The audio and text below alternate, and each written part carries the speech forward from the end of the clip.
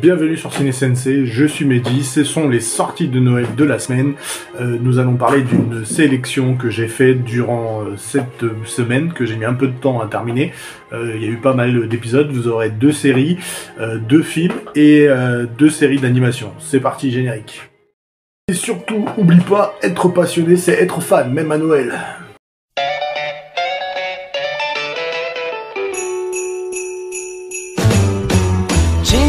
Jingle bell, jingle bell rock. A jingle bell swing and jingle bells ring. Snowing and blowing bushels of fun. Now the jingle hop has begun. Jingle bell, jingle bell, jingle bell rock.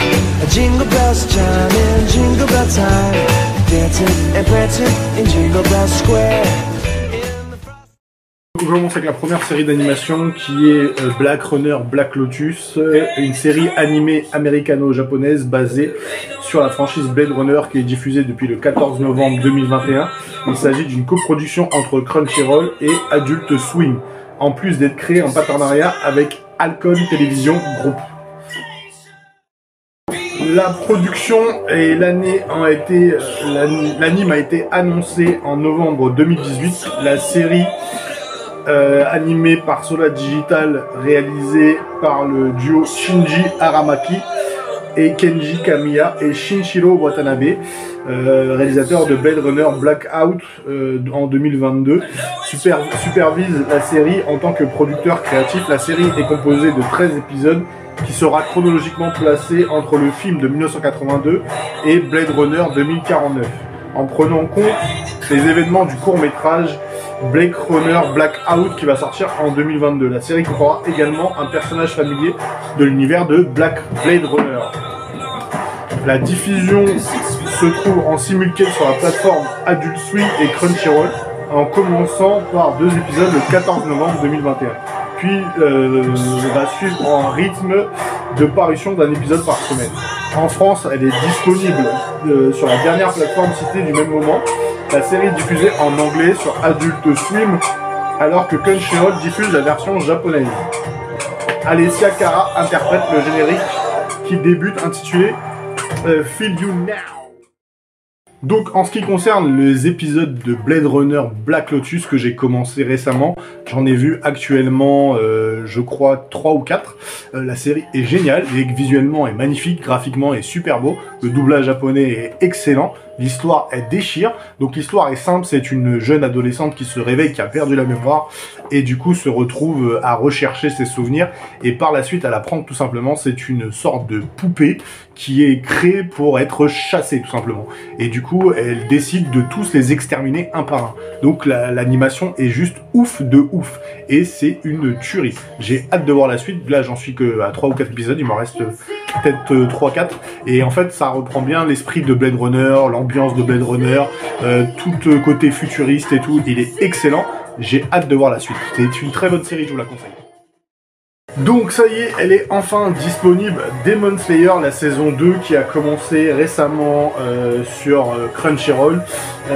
Donc je vais pas revenir sur Demon Slayer, on en a déjà parlé, qui reprend directement après le film qui est sorti récemment, qui s'appelle Mugen Train. Du coup d'ailleurs Crunchyroll avait sorti le film sur les plateformes de streaming, genre ADN et Crunchyroll, et du coup après ils avaient décomposé le film en 6 épisodes.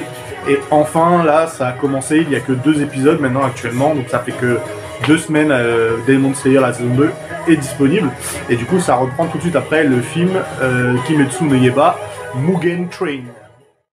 La deuxième saison de Demon Slayer s'appelle Kimetsu no Yaiba Yakuku N, est une série d'animation japonaise pour la télévision et les plateformes de streaming, basée sur la série du manga du même nom et diffusée pour la première fois depuis le 10 octobre 2021.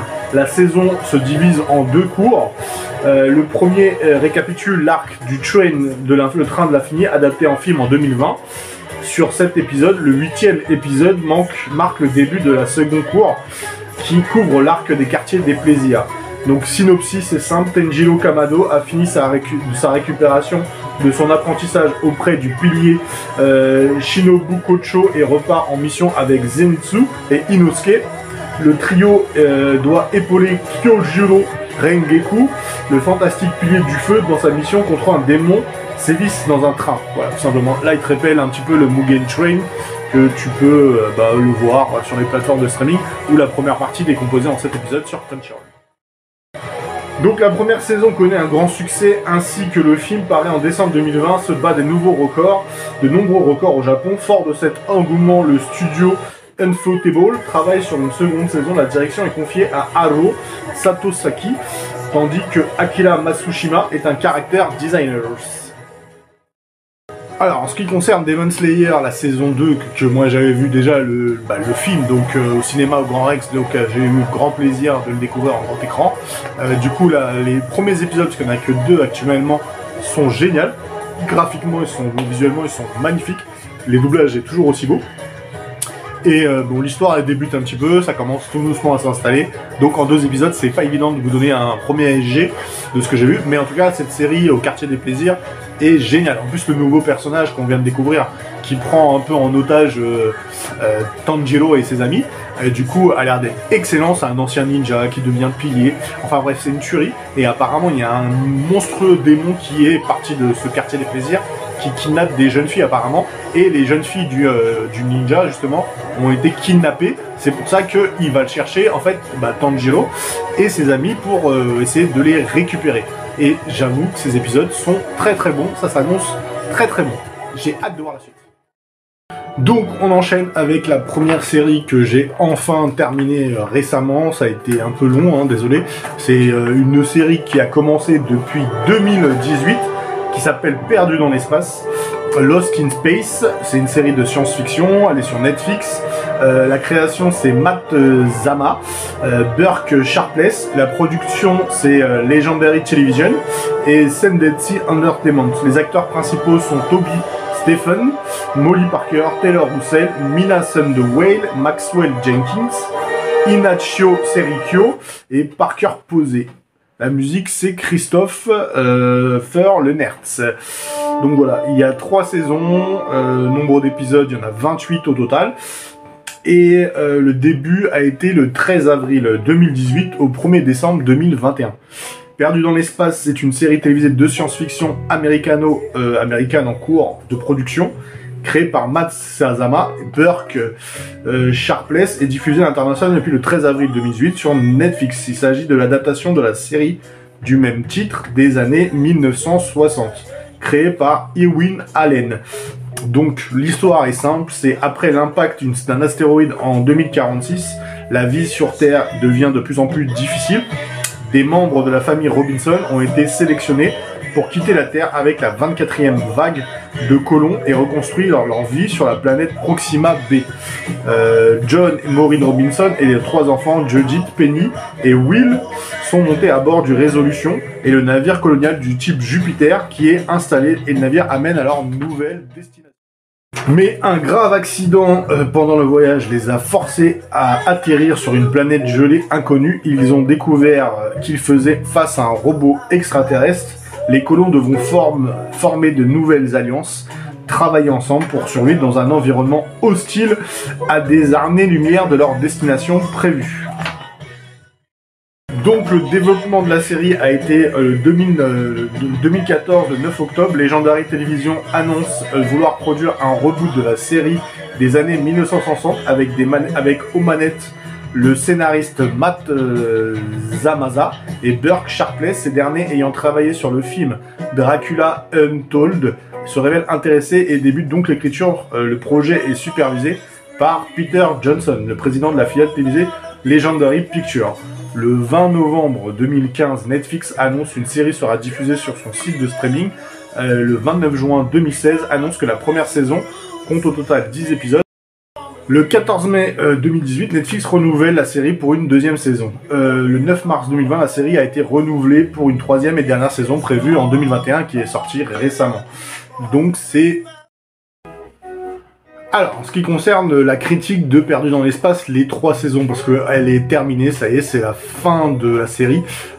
Au bout de ces 3 saisons, donc la première était génialissime, j'ai adoré l'histoire du petit garçon avec le robot, la complicité qui se développe au fur et à mesure des épisodes, et l'histoire était pas mal du tout, en sachant qu'il y a eu déjà un premier film avec un des acteurs du casting de Friends, qui était sorti dans les années 90, qui avait fait un bid au cinéma, et du coup la série qui est revenue sur Netflix, franchement très très bon. La deuxième saison en elle-même, ça commençait à se développer de plus en plus, on apprenait que les robots étaient en fait à la recherche du petit garçon, donc c'était la crise, et du coup on a appris qu'il y avait un deuxième robot qui était parmi les gentils, qui s'appelle l'Épouvantail, qui rejoint par la suite en fait la famille Robinson.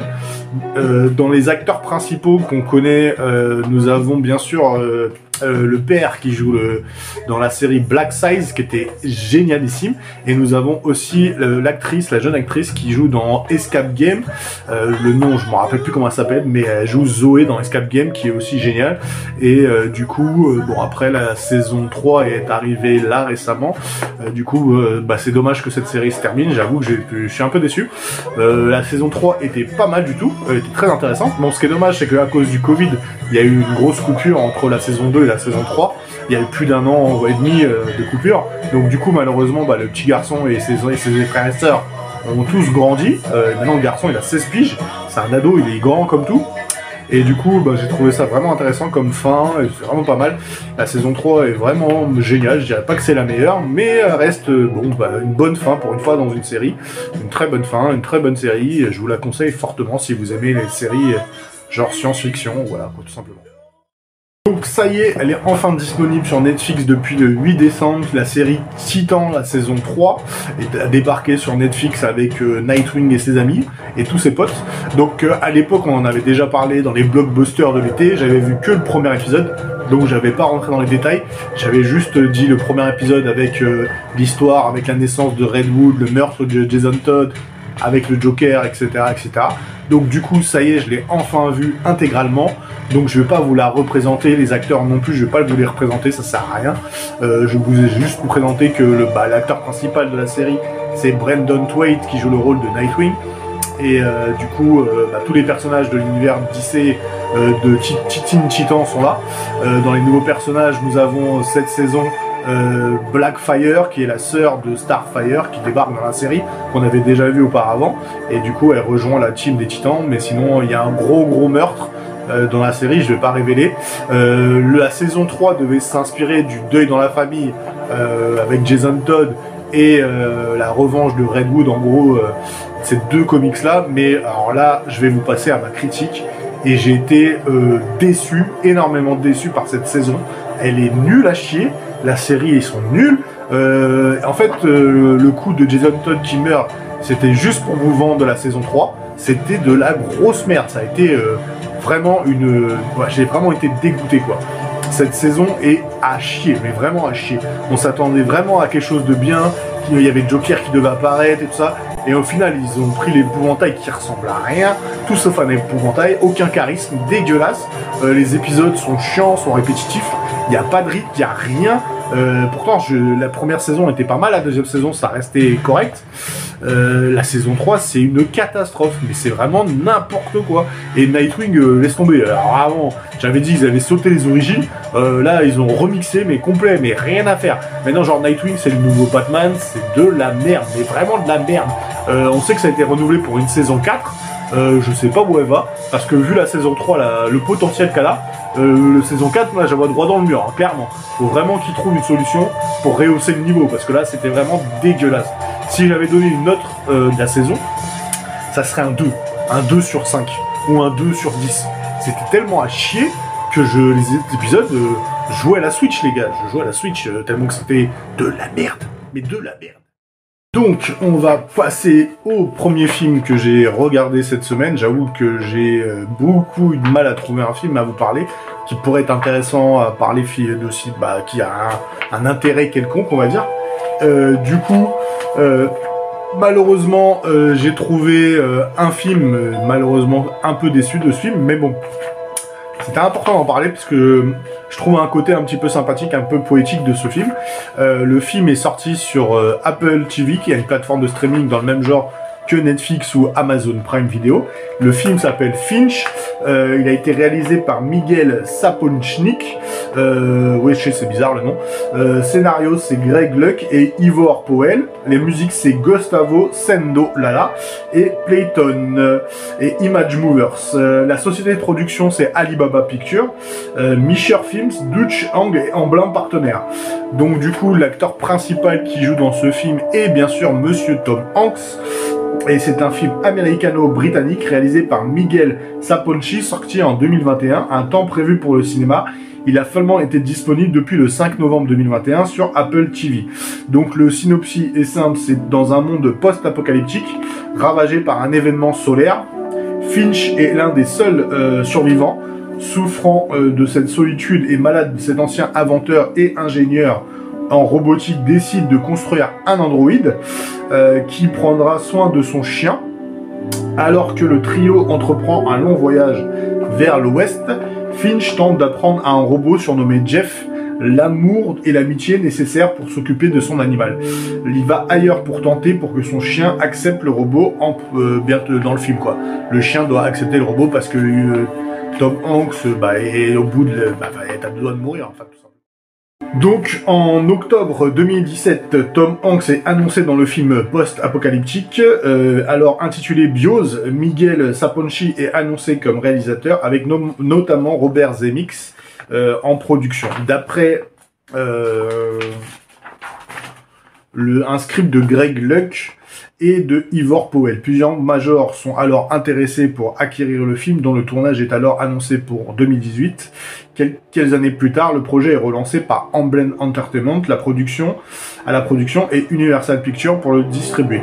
En janvier 2019, Caleb Landry Jones rejoint le projet pour interpréter un capture movement, le robot construit par le personnage principal, Jeff. En mars 2019, Samira Wiley est également officialisée. En mai 2019, Skit Ulrich et Laura Harrier rejoignent aussi le film. Ma critique, qu'est-ce que je peux te dire de Finch, tout simplement. J'ai été surpris de revoir Tom Hanks dans un rôle un peu comme Seul au monde, où il est tout seul dans un monde post-apocalyptique. Dès qu'il sort du soleil, il a une combinaison d'astronaute parce que les rayons du soleil lui brûlent la peau. Et du coup, en fait, il essaie de trouver à manger, à boire, enfin, survivre comme il peut. Et du coup, il décide de construire ce fameux robot pour aider son chien parce qu'il sait qu'il va mourir. Donc le film est très triste parce que le film est seul, hein, le même niveau décor, il n'y a rien, on dirait c'est Walking Dead le bordel. Franchement, c'était intéressant de voir Tom Hanks vieillir. Voilà, on voit que malheureusement l'âge, il se fait pas tout jeune, quoi. Et du coup, c'est un film un peu ennuyeux, un peu triste, qui se passe pas grand chose.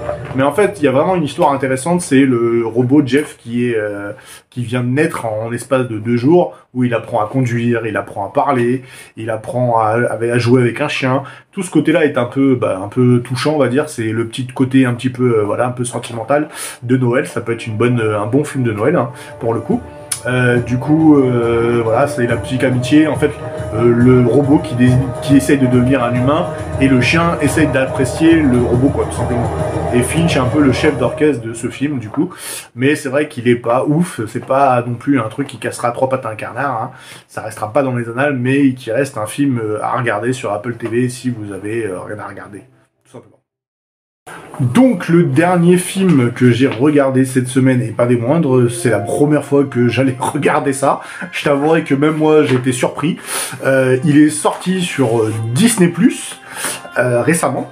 Donc j'aurais jamais été le voir au cinéma, hein, clairement, on va pas se leurrer. Donc je vais te parler d'un film que même moi j'en ai jamais entendu parler. Je connaissais la musique, je connaissais le nom, mais je connaissais pas l'histoire, clairement. Du coup, j'ai regardé pour toi, comme s'il ne faut pas faire, hein, parce que c'est les sorties de Noël, les sorties de la semaine spéciale Noël, enfin plus ou moins spéciale Noël, puisque voilà, il n'y a pas grand chose de Noël là-dedans, à part celui-là. Et bien sûr, Demon Slayer et tout ce que je t'ai parlé avant. Du coup, c'est Casse-Noisette et les 4 Royaumes, qui est réalisé par Lace Hallstrom, Joe Johnston à la réalisation. Scénario, c'est Ashley Powell.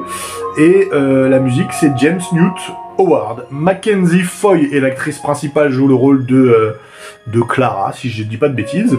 Jaden Fowark Knight, il y a Kera Knightley qui joue une fée, en fait, une fée dragée, je crois, si je dis pas de bêtises.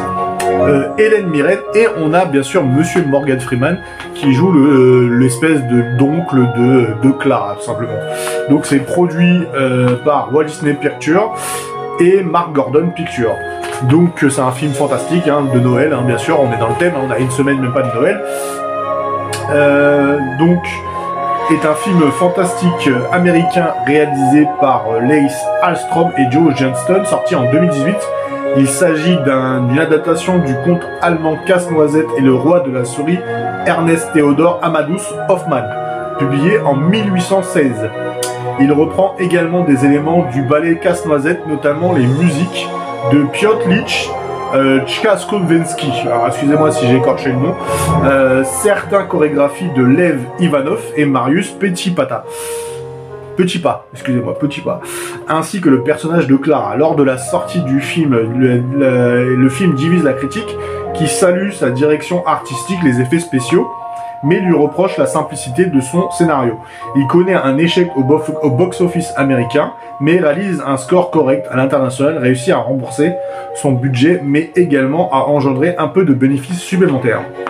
Donc l'histoire est simple, c'est à Londres, vit Clara Stalbaum et sa famille dont la mère vient de décéder. La veille de Noël, les enfants de Stalbaum reçoivent de leur père un cadeau de la part de leur mère. Clara hérite j'ai perdu avec une serrure mais sans la clé. Mais malgré les compétences de la jeune fille pour les inventions, invincible pour Clara de trouver un moyen de l'ouvrir. 100. Lors de la fête annuelle organisée par son parrain, Monsieur Drosselmery, Clara, qui est bien sûr Morgan Freeman, Clara sur un fil d'or qui se doit de le guider vers son cadeau de ce dernier. Elle se retrouve dans une magnifique forêt enneigée où elle retrouve la fameuse clé qui lui est volée par une souris.